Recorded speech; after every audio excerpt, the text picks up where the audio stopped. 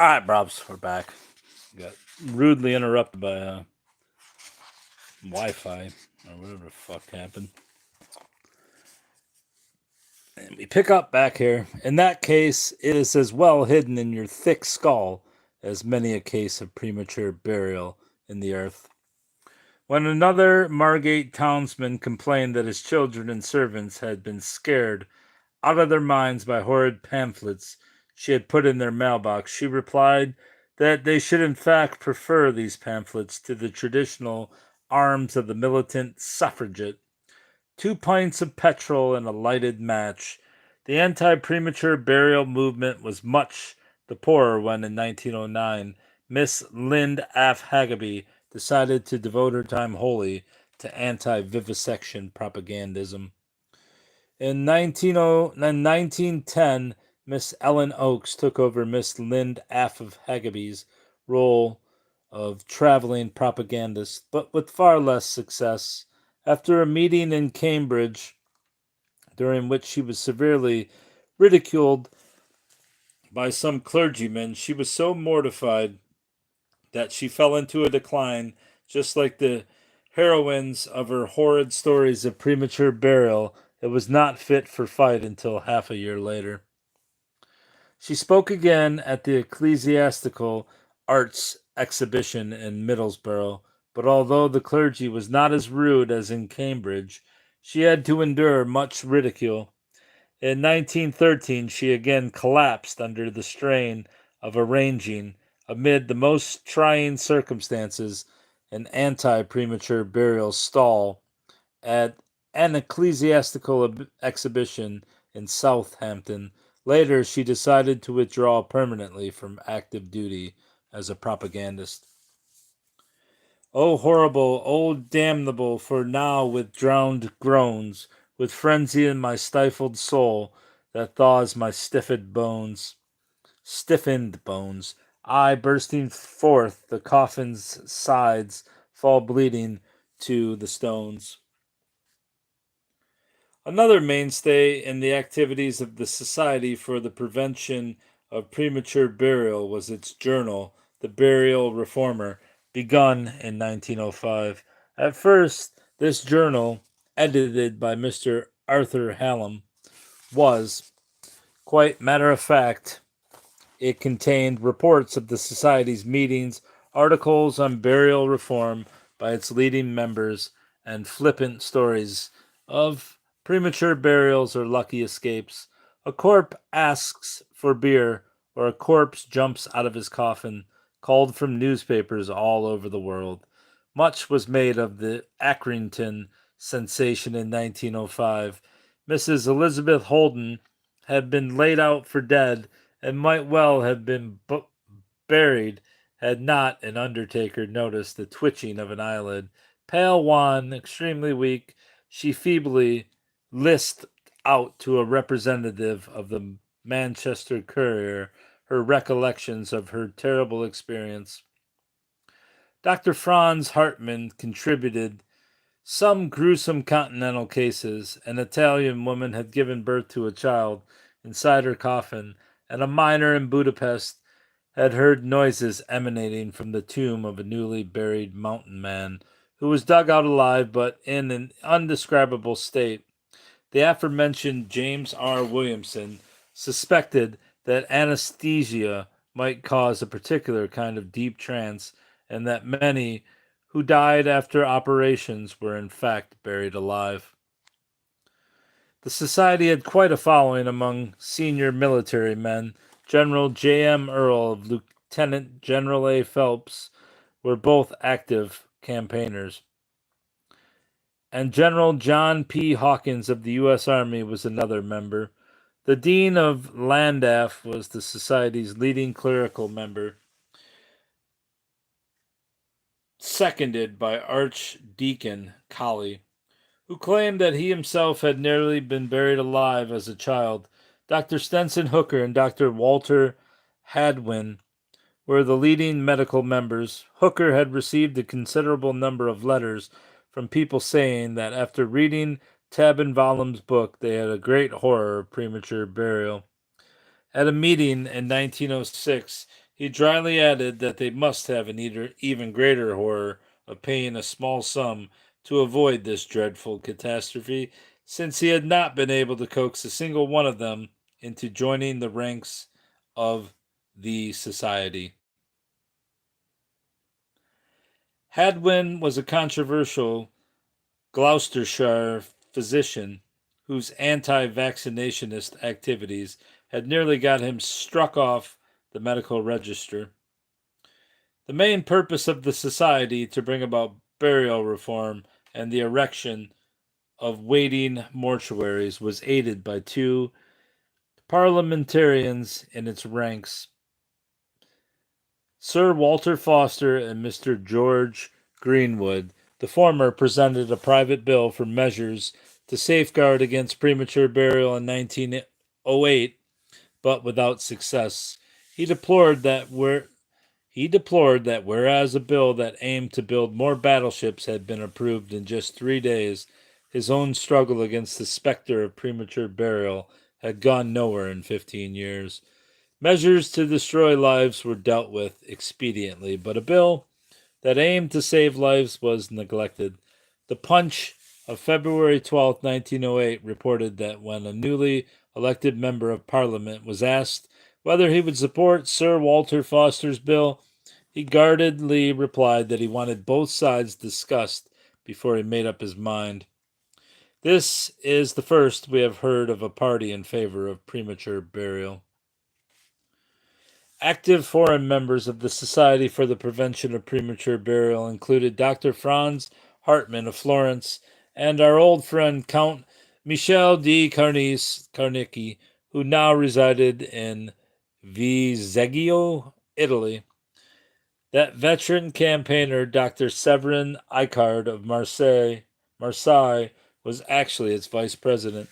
Another leading French member was Dr. J.B.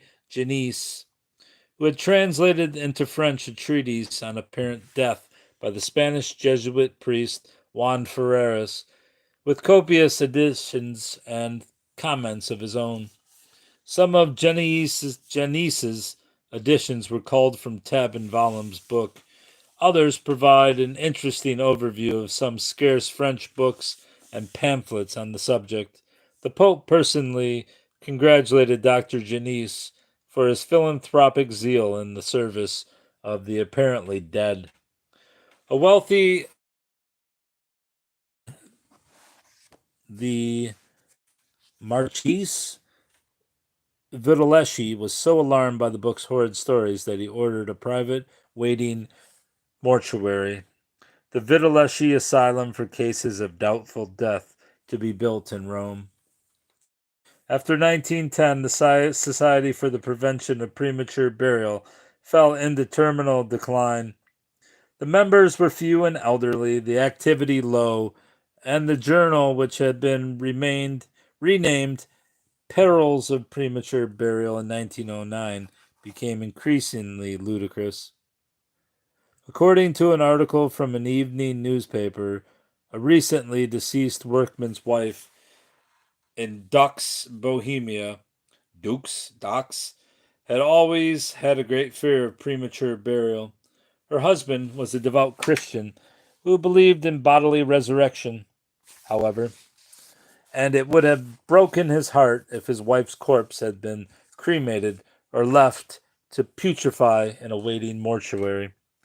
As a compromise, she was buried with a crucifix in one hand and a loaded revolver in the other. It is to be hoped that, if her religious husband's notions were correct, she devoutly knelt to St. Peter behind her crucifix instead of producing the gun and demanding entry. At Colpino, near St. Petersburg, a cry was heard when the coffin of a child was put into the earth. Inside was a tiny baby calmly sucking a feeding bottle. The sad tale of the young Italian tenor, Attioli, who had shot himself for the love of a countess, was also discussed. One of the many thousands of women who attended the funeral claimed that she had heard the amorous singer sigh in his coffin. An even taller story from the Battle Creek Daily Journal describes how Mr. Frederick J. Harvey one of the wealthiest men in Kansas, was buried alive in the family vault from early January into the middle of May. His sweetheart, Miss Lily Godfrey, suspected that he was not really dead and found him alive in the vault. Since he was in a state of trance, the newspaper learnedly and confidently explains he needed neither food nor drink.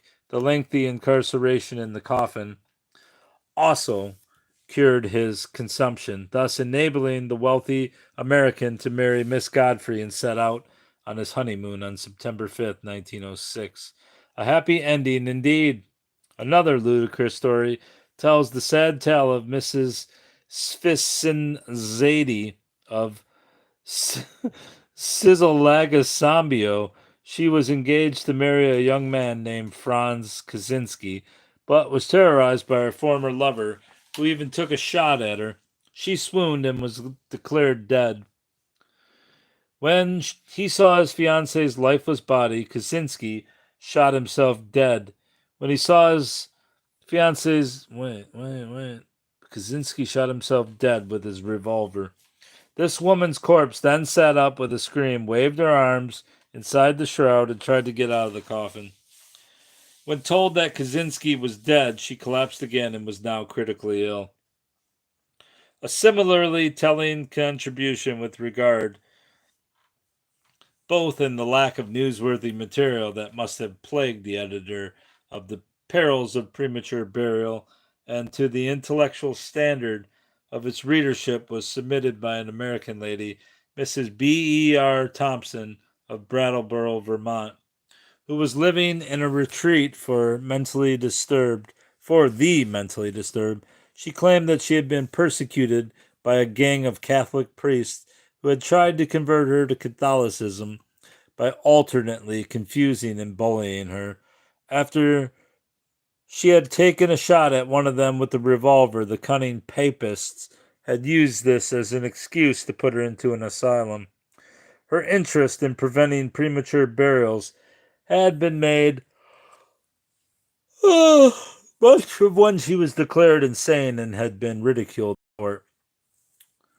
In 1914, the long-suffering editor, Arthur Hallam, had to announce that Perils of Premature Burial magazine had published its final issue since the print run had become precariously small.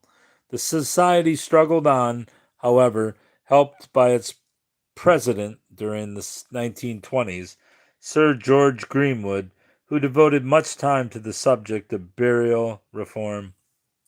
The last notice of its activities is from 1936, when the few remaining members merged with another group of enthusiasts council for the disposition of the dead. Even now contagion and death their reeking corpses breathe. Again I climb their putrid clay, again it sinks beneath. Amidst their musty bones I lie, and gnash my desperate teeth. The anti-premature burial movement of the 1890s should be viewed as one of several internally linked organizations opposed to medical science. It is curious that this movement had its strongholds in Britain and the United States, countries that had been largely spared from the mid-19th century preoccupation with apparent death and premature burial. A likely explanation is the strong link with organized spiritualism, which flourished in the English-speaking countries at this time. Although some of the members flaunted their political liberalism or radicalism, their aims were basically reactionary, preferring cleanliness and godliness as the key to human health, rather than the newfangled discoveries of bacteria, germs, and vaccines. William Tebb and Alexander Wilder both rejected the bacterial origin of disease. Both also had an interest in occultism and spiritualism, as had Franz Hartmann and Arthur Lovell. Many of the anti-premature burial agitators, none more than Walter Hadwin and Lizzie Lind Af Hageby, also opposed vivisection, and some took a stance against medical laboratory research as a whole and against the social and professional power of doctors. There were links also to the proponents of teetotalism and vegetarianism, to the organized spiritualists and quacks, and to the suffragettes and proponents of rational female dress. In London, the Herald of Health magazine was conducted by Mrs. C. Lee Hunt Wallace, author of Physianthropy, or the Home Cure and Eradication of Disease. In 1895, this magazine had articles like Bad Air as Cause of Disease, Vaccination, the Delusion of the Century, Anti Corset Leagues, Meeting Transactions, and How the State May Prevent Premature Burial. The last contained the usual horror stories and the usual appeal to build dead houses everywhere. The criticism of, oh man, getting tired. The criticism of medical authority from these anti scientific reactionaries did have its beneficial points. They rightly pointed out that the unnecessary cruelty practiced by many 19th century vivisectors had no place in modern society and thus helped raise people's consciousness about the rights of animals. On the other hand, the anti vaccination and anti bacterial, god damn, how many words, 7-syllable words can you use? Antibacteriology campaign of Tebb and others was dangerous as well as completely wrong-headed. Had they been taken seriously, a full-scale medical disaster would have resulted. The anti-premature burial propaganda fell in between these two extremes. It must be admitted that the Society of the Prevention of Premature Burial had a point when it attacked the British Burial Act of 1900, which permitted doctors to sign death certificates without having seen or examined the patients. In contrast to those in France and Germany, where a relatively modern system of death certification had been operational for many years, the authorities in both Britain and the United States viewed these certificates from the point of view of demography and population statistics, rather than as a safeguard that the person buried was really dead. On the other hand, the anti premature burial propagandists asserted many untruths and recirculated, or in some cases invented, the most loathsome horror stories in their periodicals, catering to the most unreasonable fear of premature burial. In an article blasting the society, a medical journal rightly concluded, the life of man is already surrounded by a sufficiency of trials and difficulties without adding gratuitous terrors to the list. It is curious that the fear of premature burial, which originated with the works of Bruyère and other 18th century physicians, was to end up as a vehicle for opposition against medical science. But what happened to the prematurely buried woman whose drowned groans and desperately gnashing teeth have entertained us throughout this chapter? Well, it is the old story again. A gang of grave robbers lowered a rope into the vault where she lay groveling in a heap of putrefying corpses, and with the agility of a circus acrobat, she took her chance to escape. I madly scaled the quivering rope and, frantic with delight, rose up from the sepulchre, a ghastly thing in white, that petrified the robber's eyes with yells of fear and fright. And that's the end of that chapter. Chapter 10 awaits.